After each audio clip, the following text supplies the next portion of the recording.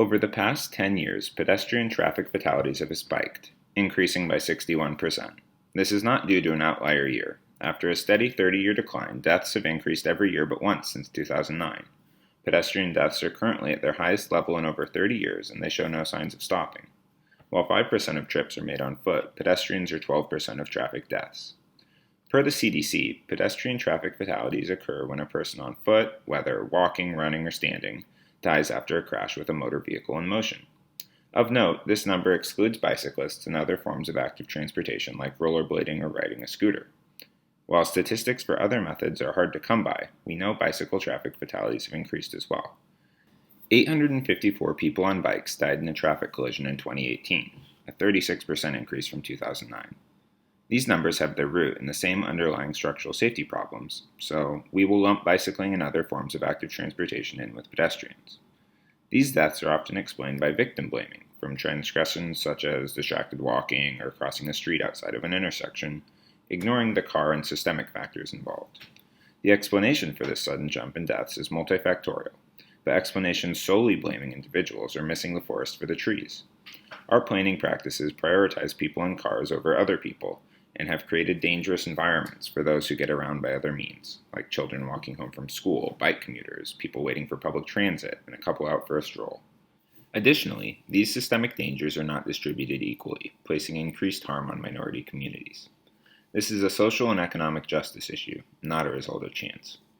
People of color and living in poorer neighborhoods are more likely to experience dangerous walking conditions and pedestrian fatalities.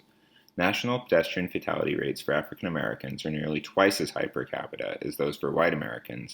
Since World War II, American transportation planning has centered around moving people and cars quickly, funding other modalities as an afterthought. Our cities have become increasingly less dense, with single-use development and fewer street connections, a phenomenon known broadly as urban sprawl. At the same time, an explosion in wealth and property ownership occurred throughout the country in a purposeful manner to advantage white Americans over African Americans and people of color. These wealth disparities are apparent not just in property or car ownership, but also in infrastructure and neighborhood quality effects still felt today. African Americans, who are more likely to report walking for transportation and less likely to own a car, use pedestrian infrastructure more than other racial groups, but are more likely to live in neighborhoods with low-quality infrastructure thanks to a history of systemic racism, particularly racist lending and housing policies. Because of this, African Americans experience pedestrian deaths disproportionately.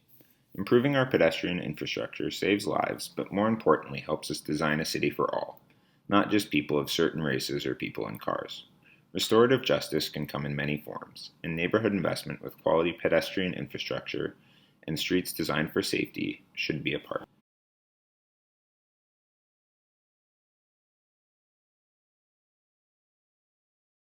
Research has explored specific design elements linked with dangerous streets, and most of them are common sense.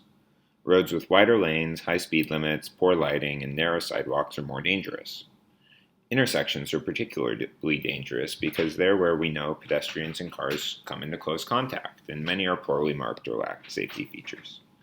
More dangerous than a poorly marked crosswalk or narrow sidewalk, however, is the lack of either. A lack of pedestrian infrastructure does not eliminate pedestrians, and areas with long blocks and few intersections encourage jaywalking and higher traffic speeds.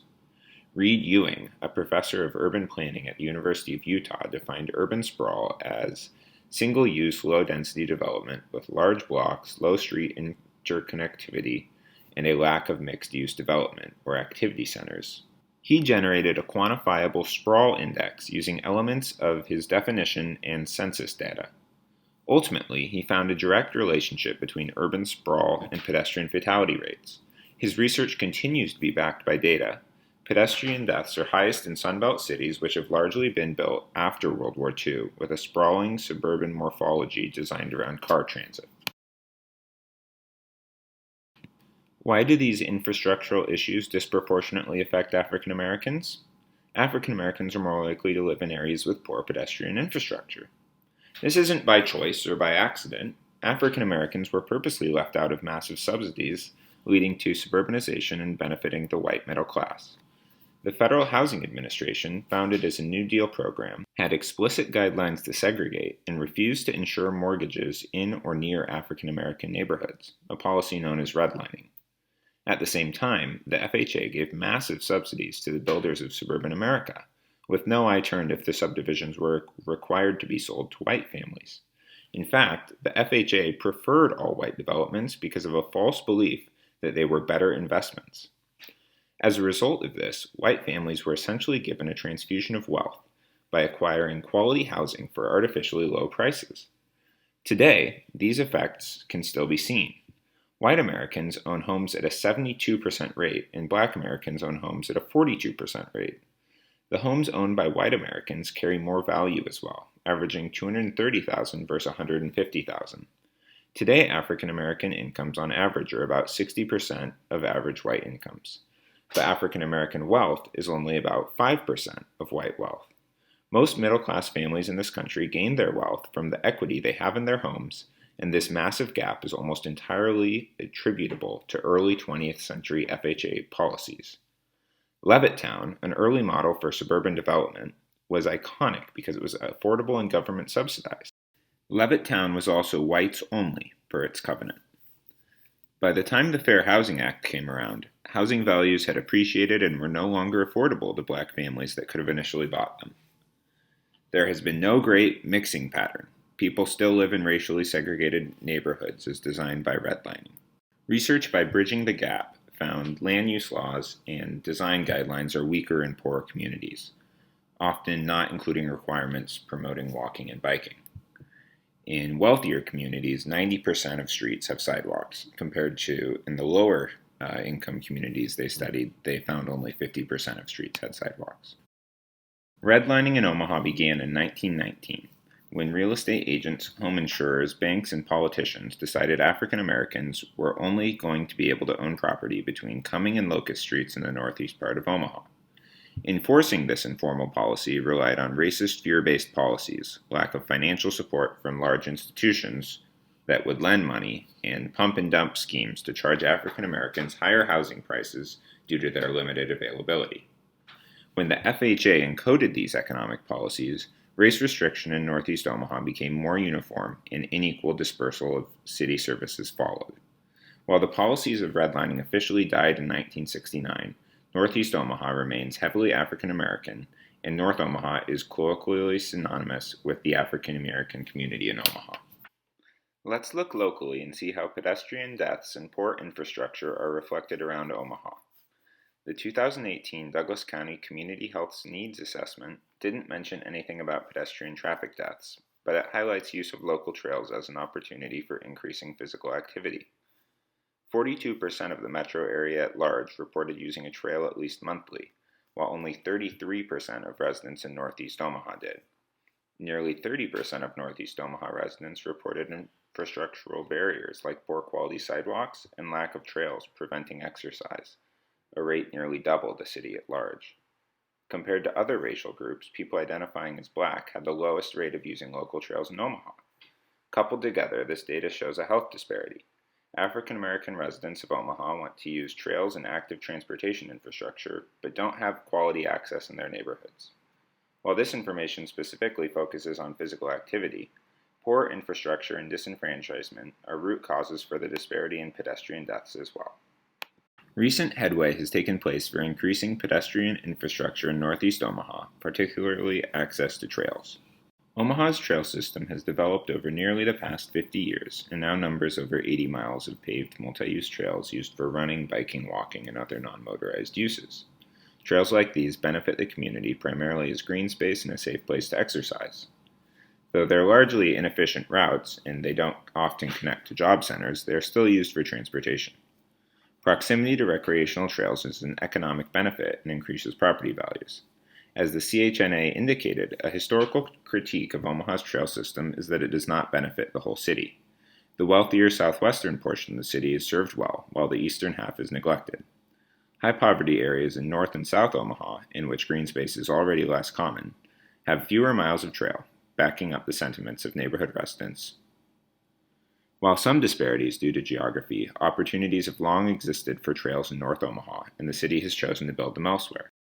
These conscious choices by city leaders reflect disenfranchisement of poorer neighborhoods compared to their wealthier, more connected, and whiter neighbors. In 2019, the City of Omaha announced two future trail projects in North Omaha: the North Omaha Trail and the Beltline Trail, with the express intent of creating more safe recreational space and options for active transportation in North Omaha. Notably, the Beltline Trail, which is still in preliminary stages of design, follows the method the city has traditionally used to plan trails, while the North Omaha Trail is less of a traditional trail than a transportation plan. The Beltline Trail will be a concrete path following an abandoned rail spur. Its proposed northern terminus is the North Omaha Transit Center. From there, it plans to travel southwest through lower density residential areas, parks, and industrial space. On the other hand, the North Omaha Bike Trail has less of a traditional morphology and is more of a transportation plan designed for nodal transport between educational, cultural, and job centers. This proposed trail has its northern terminus at Metropolitan Community College, then going south connects to the North Omaha Transit Station, a future extension of the 75 North project, and the North 24th Street Cultural District, the traditional cultural hub of Black Omaha, before connecting down to Creighton University in downtown Omaha. This trail makes transportation a priority over recreation, so it's more direct, but it also has different morphology. Rather than being completely separated from traffic, it consists of many portions that are essentially wide sidewalks and bike lanes. There are many intersections throughout, albeit with curb cuts, but the potential for collision with cars remains present. The proposed plan also discusses creating a network of bike infrastructure throughout North Omaha, ranging from gold standard protected bike lanes to Sharrow street markings, which offer no practical protected space from cars. While this trail gains strength from a connectivity perspective, the protection it provides its users in individual sections is less. Of note, this trail and bike network cuts directly through the heart of the Red Line District discussed previously. Moving away from proposals for safer pedestrian infrastructure, let's talk about some actual physical progress from earlier this summer. This year, the City of Omaha completed a road diet on 30th Street from roughly Ames to Cumming, reducing the road from 4 to 5 car lanes to 1 lane in each direction with a center turning lane and bidirectional bike lanes. Road diets are recommended when the road is overbuilt for the amount of traffic it serves. Studies have found road diets encourage traffic flow, help more cars to drive the speed limit, and can reduce crashes by up to 47%. Crashes that do occur are far less likely to be deadly due to the lower speeds, and the space used for active transportation not only makes it safer for pedestrians, but also increases actual pedestrian activity. No new pavement or construction is required, just new paint for the road. One final important issue with adding pedestrian infrastructure to underserved communities is to make sure the proposed plans are A, wanted by neighborhood residents, and B, designed with their guidance. Bike lanes particularly have gained a reputation as a symbol of gentrification due to poorly planned community outreach. In neighborhoods in New York, Oakland, and Atlanta, bike lanes planned in African American neighborhoods have been protested and later removed after members of the community claimed a lack of desire or community input. Concerns over gentrification here are valid. In Atlanta, it was apparent that the community was not consulted when a protected bike lane and road diet were implemented. Planners were happy when crashes dropped and more people were seen walking, but neighbors were frustrated by a loss of parking spots at a church, reported fear that bike lanes were meant to make their neighborhood an easier target for gentrification, and claimed they had not been consulted in the planning. Many neighbors reported trying to get their crumbling sidewalks fixed for years, and found that a much higher priority than the bike lanes. They wanted active transportation options and did find their neighborhood was unsafe for pedestrians, but a top-down approach from the planning department had soured the project in their minds. Some may say bike lanes get scapegoated, but a lack of trust from underinvested African American neighborhoods is understandable. I believe investment in these neighborhoods is overdue, and with common goals, projects will be more successful if guided by community input.